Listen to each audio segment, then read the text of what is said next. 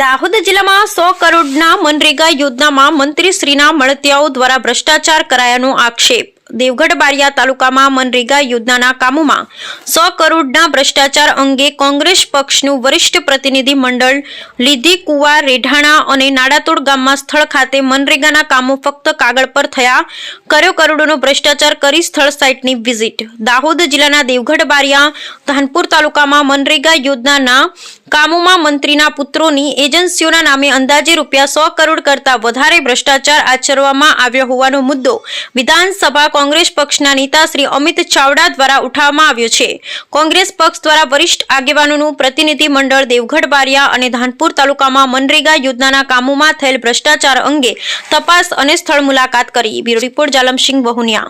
બારિયા મુકામે અહીંયા જે પ્રદેશ કોંગ્રેસ તરફથી જે ડેલિગેટ મોકલવામાં આવ્યું છે, જે પાણીની ટાંકી છે ત્યાં સુધી અમે 5 કિલોમીટર આગળ આવ્યા, ત્યાં નરેગાના રસ્તા માટી મેટલનું જે ફરિયાદો મળેલી છે એ ફરિયાદોમાં એવું છે કે માણસોને જે મજૂરી મળવી જોઈએ એ મજૂરી મળી નથી, પણ એ જેસીબીથી કરેલું હોય અને ખાડાખુડી ઘણા બધા રસ્તાઓ છે અને આ બાજુના તમામ લોકોને અમે લોકો મળ્યા છે।